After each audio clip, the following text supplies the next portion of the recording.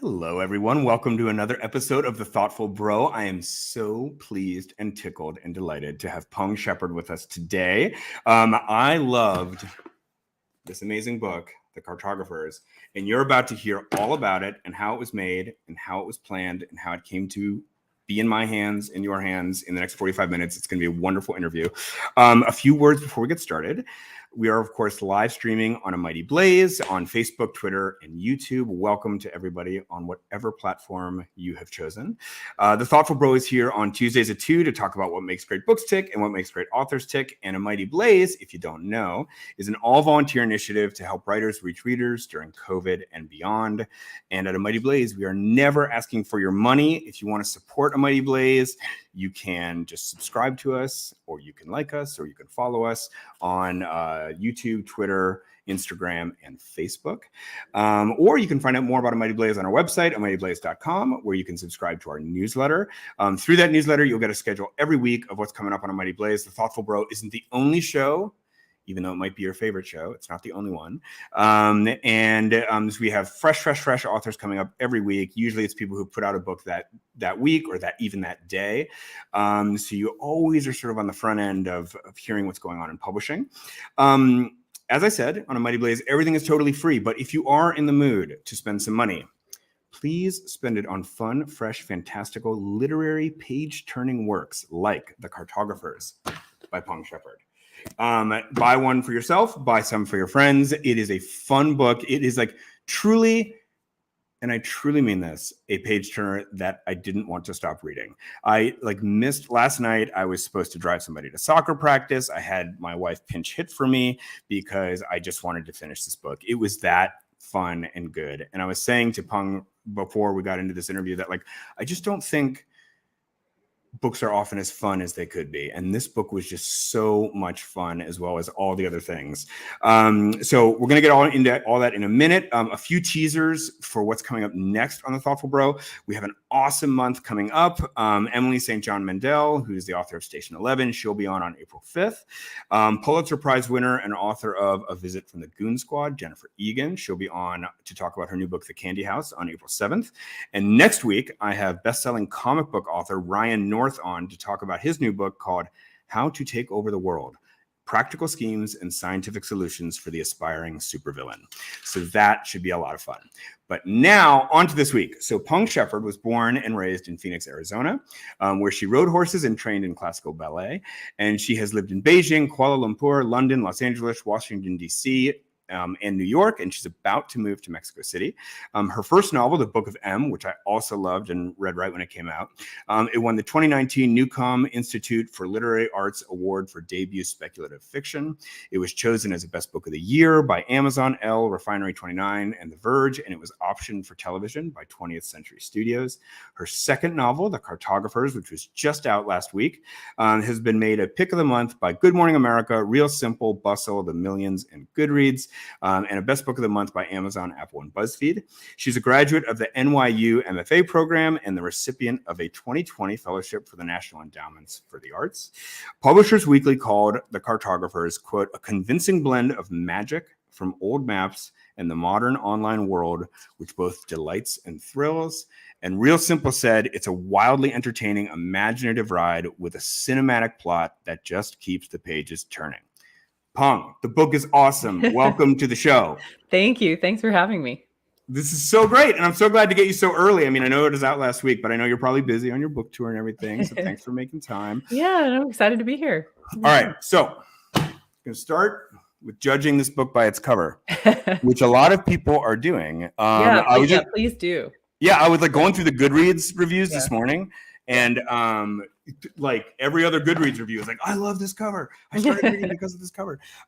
Tell me the story about this cover. It's a really cool one. Yeah, no, it's beautiful. And I love it. It was such a journey to get to it, though, because we, I turned the manuscript in and it's a book about maps. So you think, just put a map on the cover and be done, right? It seems really obvious. And so we started with that, and we had, I think by the end of this very long journey, we had done 5 different complete redesigns of map covers, and just none of them were working because they either look like They either look like a nonfiction textbook, which is good if you're a nonfiction textbook, but not if you're a novel, or it looked like a YA book, which is good if you're YA, but my book's an adult book. And it was like nothing was working.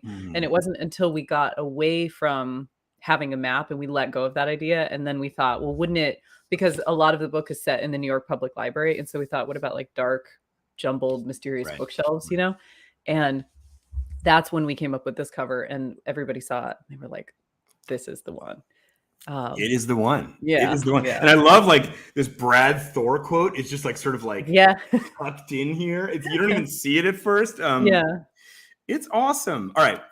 So I love the cover. Now we're going to spend some time at the top of the show just talking about maps because like you love maps. I know that. And this book is a book about maps. And I realized how much I love maps. It was like this latent love of mine that I didn't realize I had until I started reading your book. And then I'm like, oh my God, I love maps too.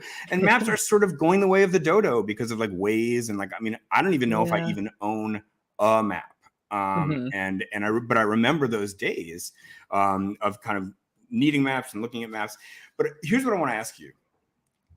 What is it about a map in a book? Like, you know, that feeling when you like crack open a book, it's usually in the speculative genre, especially fantasy, and you see that map. Like, why does that cast such a spell?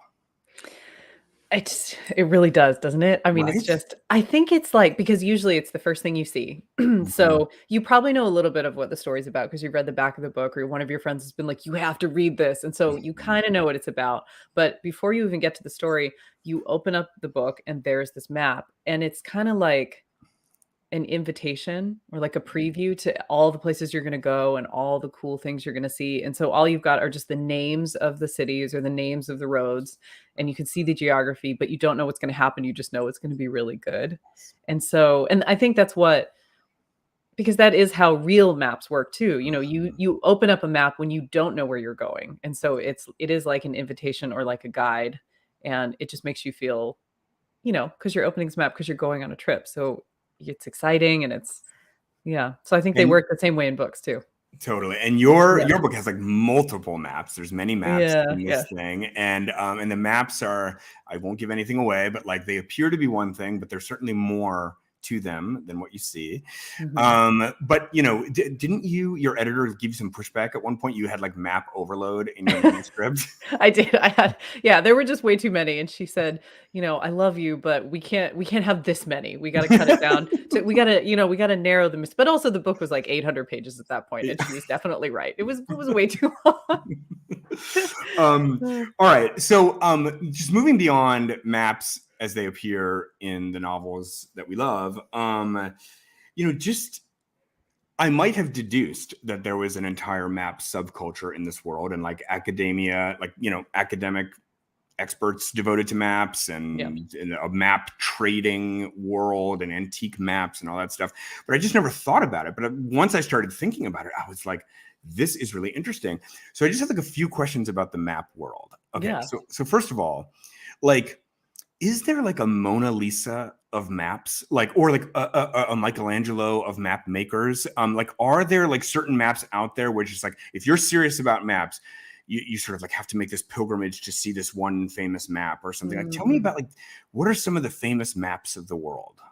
Well, I think it depends. So I think it's a lot like art where if you're interested in, I don't know, surrealism or cubism or something like that, you tend to gravitate towards those maps. So if you're really into, I don't know, maps of the ancient world or maps of the Americas or, you know, world maps, things like that, you would want to see those. So the first map that I opened with in the book, the Fra Mauro, that's by that Italian monk, I think that is, for me, a really interesting map because it's one of the first maps of the whole world. And it's really interesting because he drew it inverted. So the south is on the top and north is on the bottom for the whole globe, which is just really interesting, you know, because it's rare these days to see a map like that.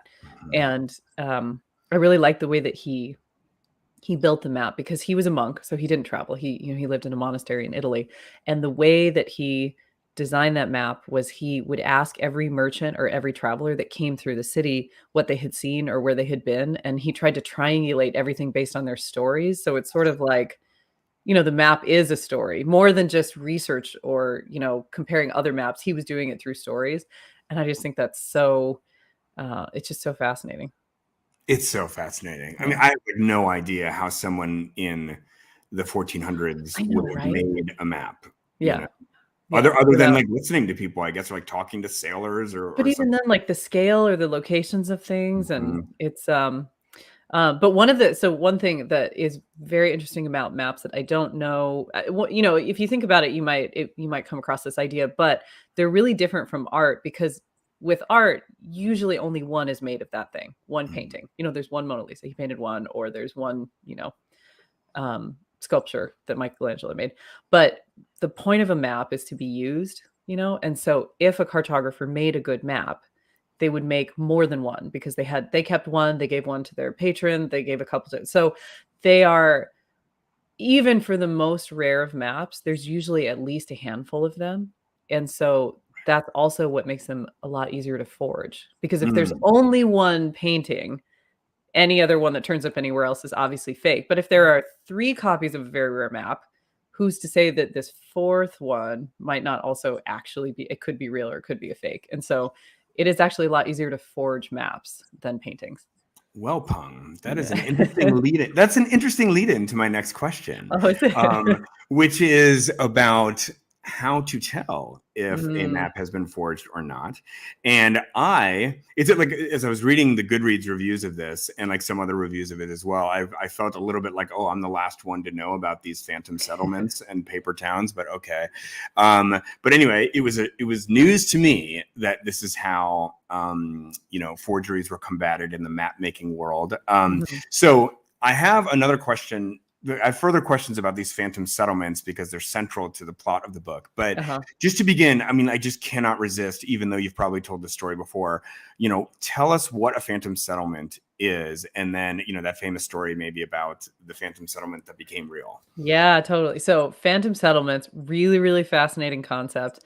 They are a somewhat obscure cartography term for basically an error on a map, but they mean intentional errors, and they can be anything really, as long as they're really hard to notice. So a dead end road on a street that most people don't drive, or a Mm. tiny mountain where the earth is actually flat, or for example, a little town out in the middle of nowhere that isn't really there. And so you can make it whatever you want, but the upshot is that they are intentional because they are used like copyright traps. Because the only way that if your tiny town or your tiny mountain or your tiny road that doesn't exist turns up on another cartographer's map, the only way that that could happen is if they had copied your work instead of doing their own, because it's technically an error. And so I love it. It's so I great. know, it's It's so, so yeah. great.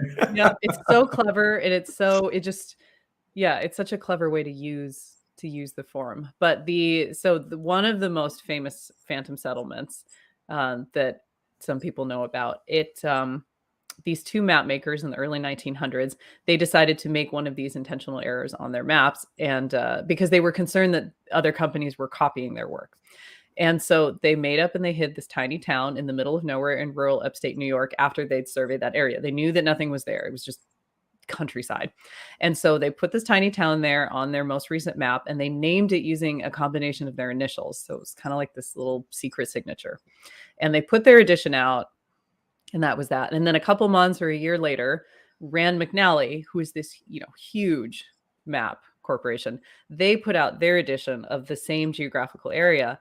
And these 2 map makers spotted their tiny town on Rand McNally's map. And so they were like, we've got him. This is it. This is ironclad. So they sued them and they claimed copyright infringement because they said, the only way that this tiny town could have appeared on Rand McNally's map is if they copied our map instead of doing their own land survey. Because if they had gone out there and driven the countryside, they would have seen there's nothing there because the town is not real. And Rand McNally said, the town is real though. And so, right, right in court. It's Yeah. so good. So good. Yeah. So these 2 map makers, totally baffled, no idea what that meant. They grabbed their lawyer, they got in a car, they drove out to the middle of nowhere in rural upstate New York to prove that there was nothing there. But when they got there, instead of the empty field that they had originally seen, there was a gas station, a general store, houses with people living in them, like real people living in these houses, and an official record for the town in the Delaware County administration logs with the same name that these guys had given it using their own initials. Just this town, this imaginary town became a real place somehow over the course of that year. And so there is an explanation. I mean, like, so that is like unreal. But gotta read the book. Yeah. Okay, good. I'm not going to give away the explanation, but there is an answer to the questions surging in your souls right now. And yes, read the book. It's so fascinating. But okay, so Phantom Settlements. Okay, now this gets into the conceit of your book. Like the major conceit of your book is circles around, and the speculative element of your book circles around these phantom settlements. And I'm not going to say more. I mean, I'll leave that to you if you want to like explain more what the conceit is. But I will ask you a question about that conceit because I think it's just solid gold. It hooked me right away. I mean, like suspended disbelief. I mean, you had me the whole way. I loved it. But I guess what I want to ask you is just sort of like a craft question, which is that like, when did that idea come to you, in the sense that was it a kind of thing that you were like, I don't know, like maybe I'll try this, or was it just so clean and you were like, I know what I'm going to do with my book. I'm going to do this. And because it's just such a cool idea, I'm wondering, was it an all at once thing or was it a gradual kind of thing? It was definitely a gradual thing. I mean, I knew that I wanted to write something about maps and that I really wanted it to somehow involve that true story, because I also really like when you've got a speculative book, but it hinges on something that really happens in the real world. So like for the Book of M, which is about people's shadows disappearing, that actually hinges on a real thing, which is Zero Shadow Day. That day where everybody loses their shadows for a couple minutes in India, that actually happens. So I like having something real like that to pin the fantastical part of the story to reality. And so that I really wanted it to involve that story about this town that was not supposed to exist, but somehow did start existing and people were actually living there. But it took a really long time to build the mystery because I'm not a plotter. I'm not an outliner. So I have to find the story by writing my way through it. And so I just started writing, and there were so many avenues. At one point, it was a secret government agency instead of the New York Public Library, and there were spies, and then there were other secret societies. And so it did take a really long time to find my way to what the story is. Well, it's interesting, again, from a craft perspective, because the idea it seems so clean. I mean, it's like there's like one idea in this book, which I mean, in that sense, right? There's like a single speculative element in the book, and that which is built upon, and the idea is so good and so clean. It just may be like the best compliment I can pay you is that it seems like you thought of it all at once, and like all your work is hidden, right? Yeah. I mean, I guess that's always how it is, right? You only see the finished book. You never see all the drafts. So the 800 pages.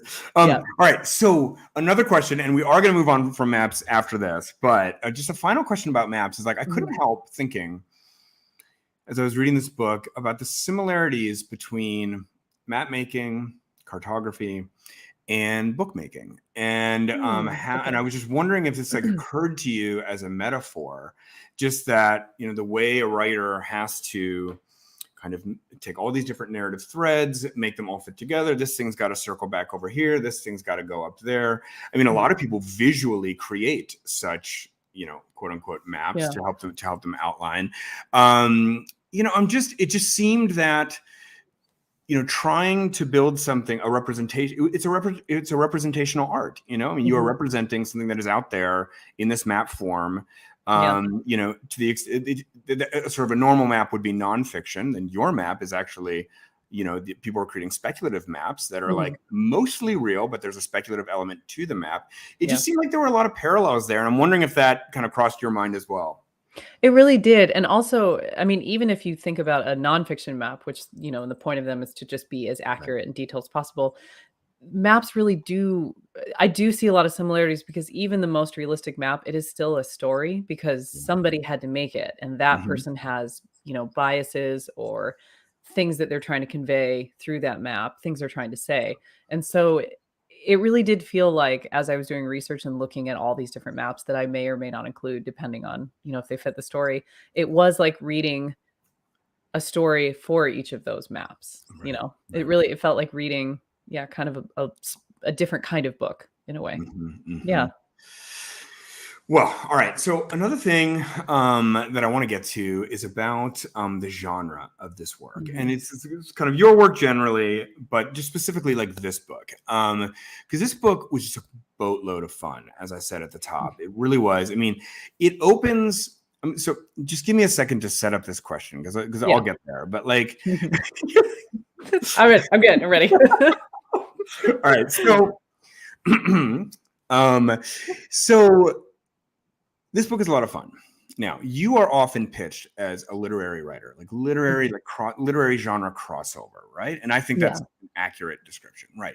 But many literary writers I know, like if you told them their book was a lot of fun, it might not quite be taken as the compliment that you think, right? I Like know the what way you mean. Yeah. you know what I mean, right? So we'll get Yeah. to that in a second, but it's like, so to me, like right away, I got some Dan Brown vibes in the sense that, here's a like person, I mean, she's a kind of the scholar or student of cartography. It's kind of this obscure field. And just like, Dan Brown's hero is a scholar of symbology or whatever it is, right? And he starts out in the Da Vinci Code in the Louvre, and here you are in the New York Public Library, these kind of like old institutions of kind of like rarefied knowledge. And then there's a dead body, like Mhm. almost right away, right? I mean, this is very Dan Brown. And, just sort of like the sense of pace was, Mhm. I mean, I think Dan Brown is probably better at pacing than any writer out there. Oh, yeah. And I think there was like, you had these wonderful cliffhangers, and you're kind of, there's like another dead body here, then another mysterious document here, and on and on. There's some video surveillance here that sort of doesn't make any sense. I mean, the thing just got on its feet and started running right away. So, I mean, I guess like, so I have a few questions about this, but I just want to say like the book it was a fun read. Was it a fun write? I mean, like, did it feel fun to you to get it done? Yeah, it was, no, and I'm glad you say that too, because I like it when people think that my books are fun, because Yeah. that's part of the reason, you probably want to read to learn something or expand your mind or identify with the characters, but you also want to escape, Mm. you want to go somewhere that's not your exact same life, your backyard, your city. And so, yeah, I feel like I would so much rather somebody say, like, if someone was like, "Your book was so smart," or something, I'd Yeah. be like, "Oh, Right. okay, thank you." But if someone says, "Your book was so fun," I was just, I couldn't stop turning the pages, or I was just lost in like that's really nice. So, um, Yeah. I do like that. Like books are for escape and they're for adventure. So, Well, but it really was writing it did feel, because I was sort of figuring out the mystery too at the same time. So every time I got to a cliffhanger, I was like, what is gonna happen? I don't know. Like, let's see. And I would have to write forward. So I'm glad that the way that it felt for me to write it is maybe also the way that it feels to read it. that's awesome. So, all right. Yeah.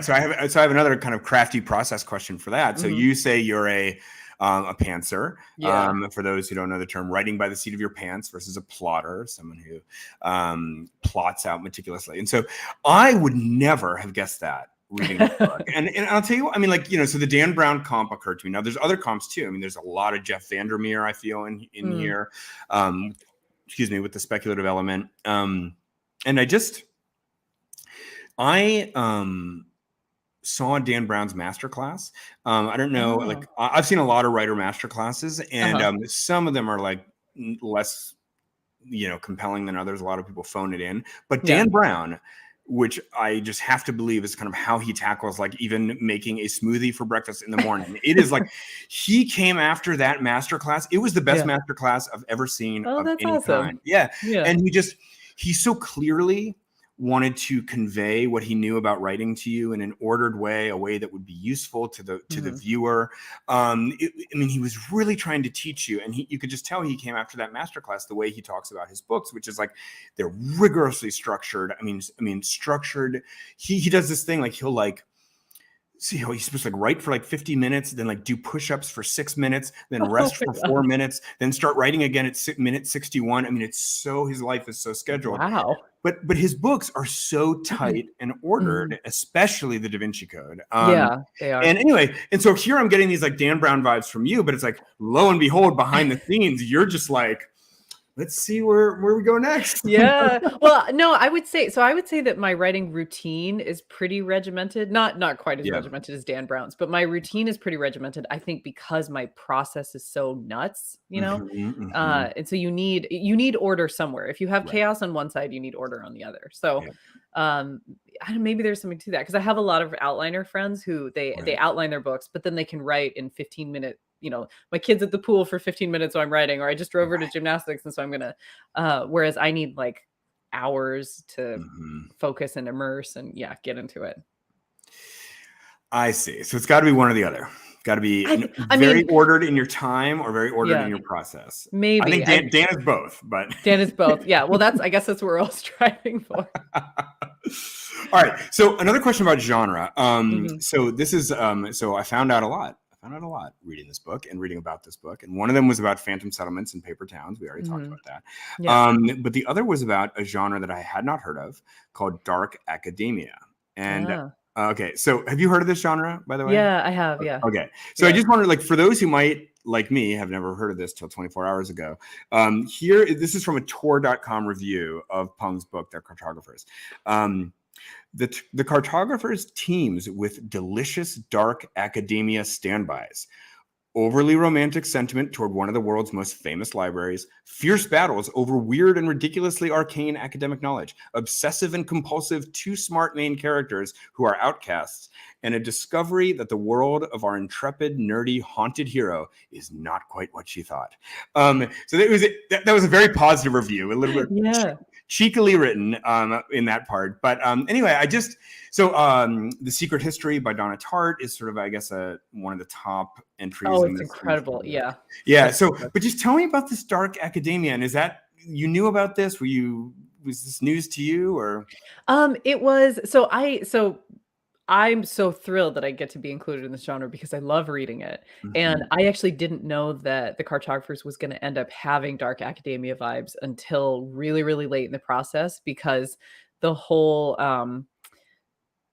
dark academia part. So it centers around these 7 really, really close friends who discover 30 years before the novel starts this really, really important but kind of devastating secret.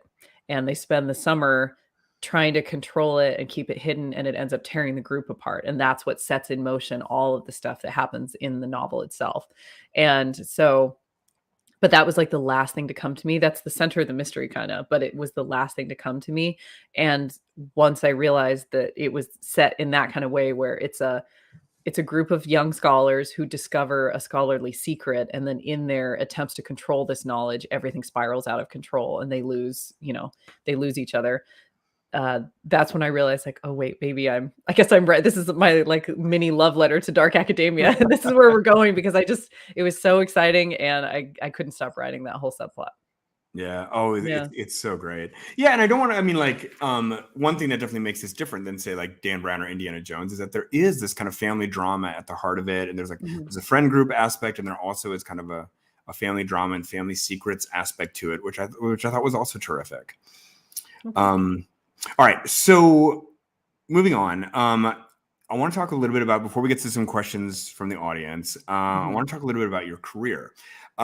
So one thing is, this is your second book. And so there is, I have a lot of author friends, and like there's people are all over the map on the second book. I mean, I have friends who, like, they put out one book, and there's a certain extent to which some of these people are like, well, that was my dream, to put out one book, and like my book is out there now, and like that's what I have to say. And there's a way that people feel like it was so hard. I just spent 10 years writing that book or whatever it was, and it was so hard that I sort of don't want to do it again, or I found out it wasn't really for me. And so these people just, they're struggling with the second book, or it might not come about. Other people, before the first book is even in print, they've got a deal for books 2 and 3, and they're just going to be a machine. Once a year, a book's going to come out. And other people are just sort of in the middle, across the gamut. It took 7 years to write the first book. It's going to take 7 years to write the second book, and so on. I guess the point I'm trying to make, which, like, you might have guessed that people are all over the map. But what's interesting about what I just said is that people sometimes think they're going to react differently than they do, and they don't quite know what kind of writer they are, and is the next book going to come easily or not. And so I guess my question to you is just, here you are in your second book, and I think a third is very much in the works. Yeah. Was it a surprise to you? Or are you kind of like, is this the kind of author you thought you'd be? Is this the kind of rhythm that you thought you'd have? I knew that I wanted to keep writing. I wanted more than one book, and I was going to make it happen, one way or another. I was just going to keep writing and keep making books.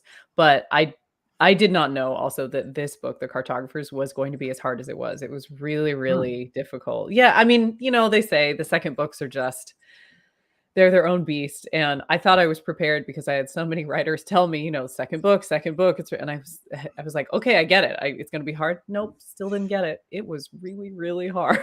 Well, what was hard about it? Like what was hard in a way that maybe you didn't anticipate? Yeah. So I was prepared for the hard part that a lot of those writers talk about, which is that it's the first book that you're usually writing under contract, because you often sell it before you've written it, the way that you don't with your first book. You write your whole first book, you make it perfect, and then you sell it. So it's usually the first book you're writing under contract. It's also the first book that you've got probably too tight of a deadline compared to what it was the first time. And then it's also the first book that you're writing with an audience who is either saying very nice things about your first novel, which makes it kind of scary because you got to live up to that, or they're saying very mean things about your novel, which is really discouraging and hard to handle.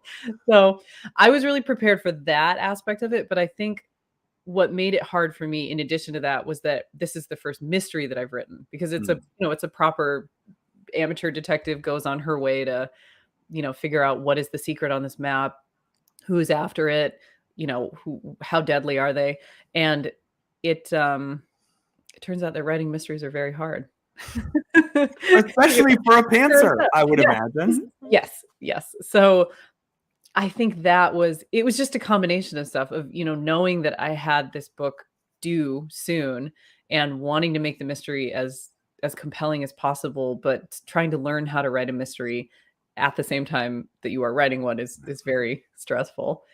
All right, so tell me about book 3 then. I mean, so is that also a kind of new area genre? Yeah. So I would say if the Book of M is kind of post-apocalyptic or fantastical, and then the Cartographers is a mystery, I would call the third book sort of a kind of like a science fictional thriller, maybe. That's where it seems to be going at this time. Yeah. You're just restless. You're restless, aren't you? You just can't do the same trick twice. I can't, but it's not something I choose. I really feel like the book chooses you. And the more you try to make it what you want it to be, which is also what I did with the Cartographers for a really long time. I had a clear vision of what I thought I wanted it to be, and I fought with it for so long when I should have just stopped and listened to the book and realized that this is what it wants to be, and then just gone with that. So I'm just, the books just choose you, the stories choose you, and you just have to go with it. So I find that comment irresistible. I have to dig a little deeper. Okay.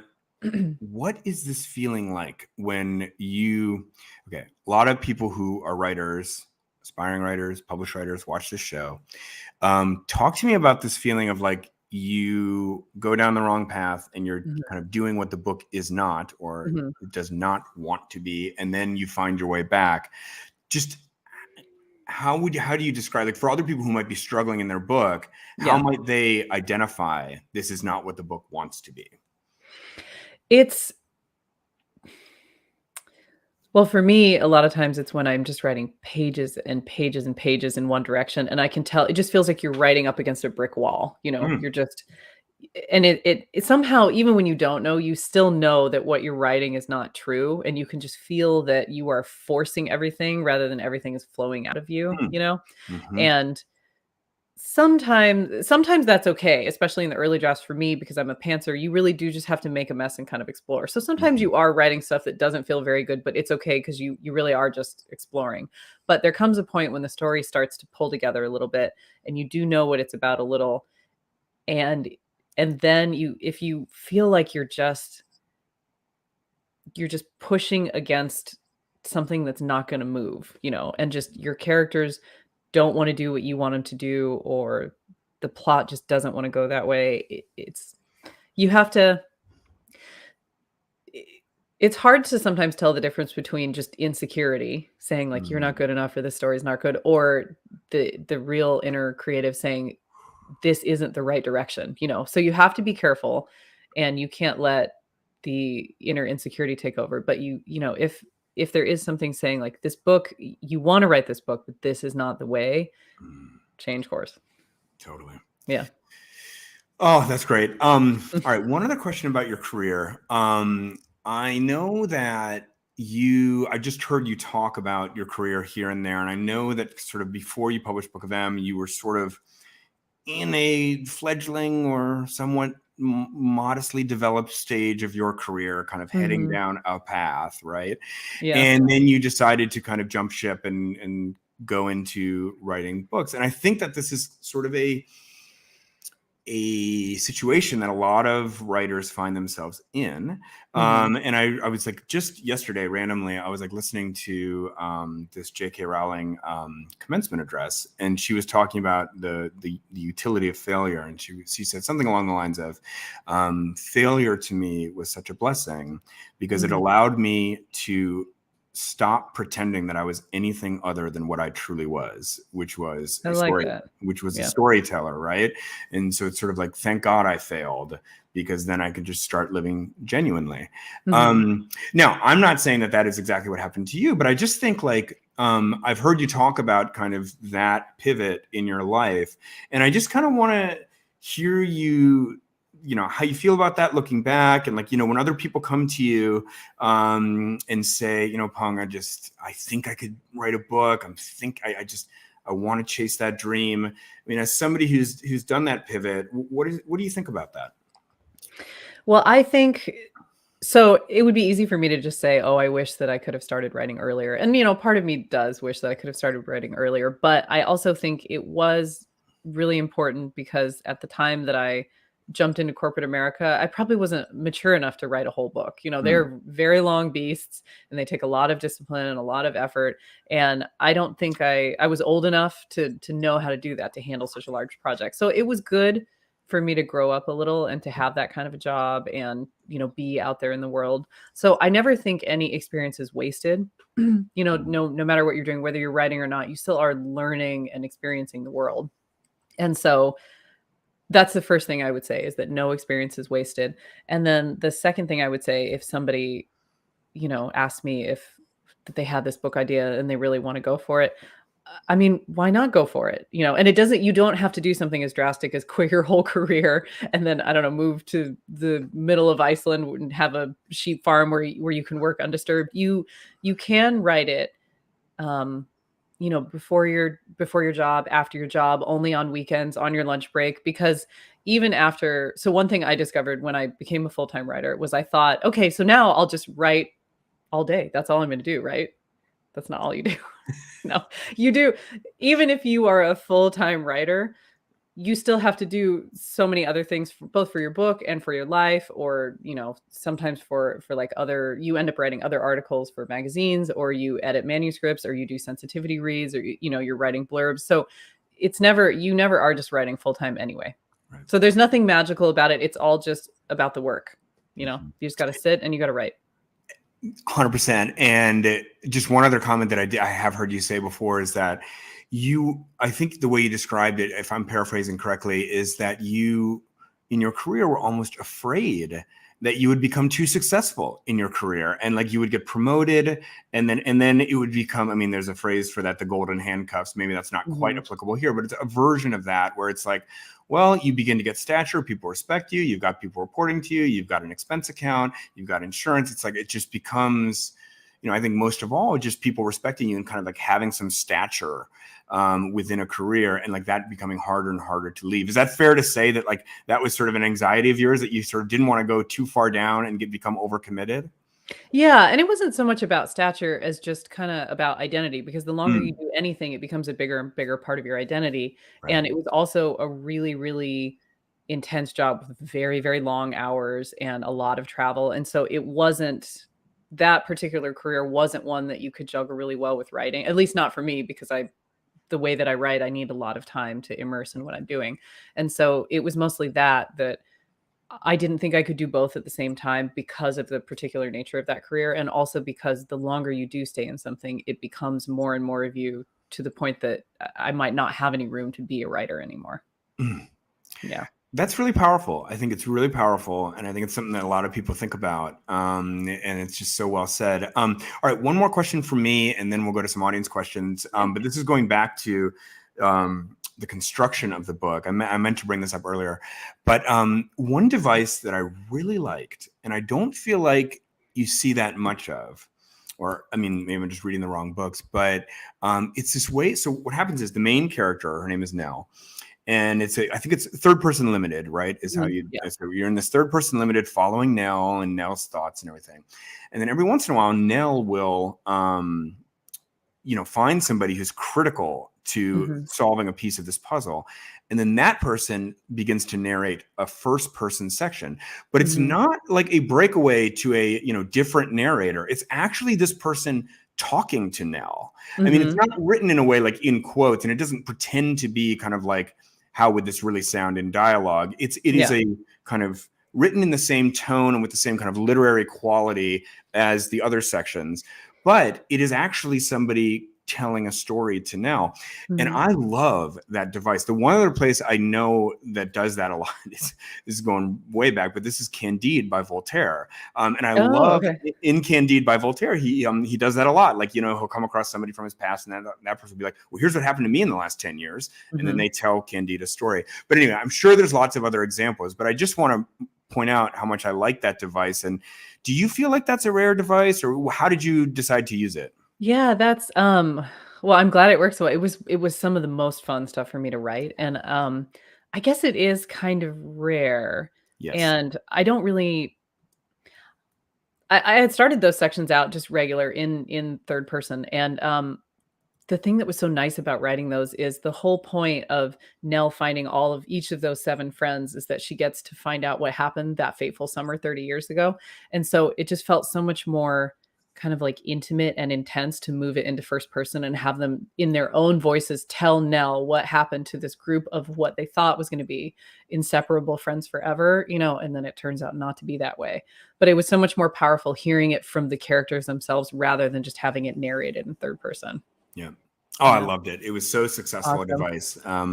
So we're going to move to some audience questions now. Let's have Okay. our producer pop some up. Okay, so Arlene, which character in this book was the most challenging to write, the most enjoyable? That's question 1. Number 2, how did it feel after writing this book, pre-edits? And 3, what story do you still aspire to write? Oh boy. Okay. Let's go back to question 1. All right. Okay. Which character in the book was most challenging to write and most enjoyable? Which was the most challenging?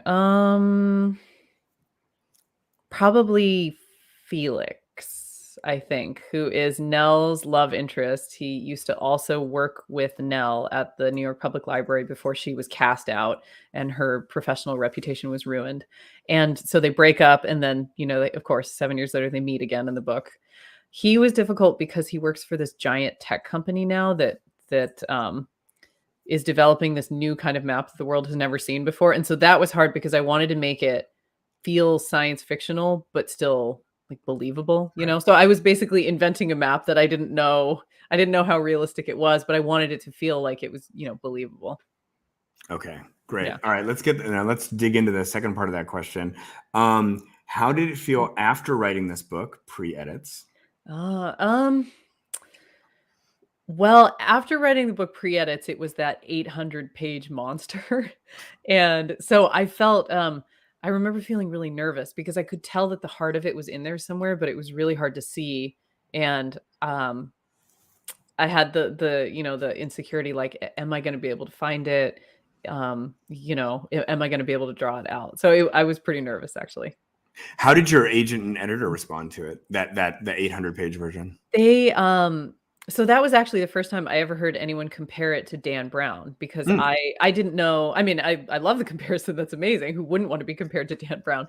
But I didn't realize that it felt that way because you're so in the weeds and you're working on it just like this. And I hadn't been able to see it the way they could.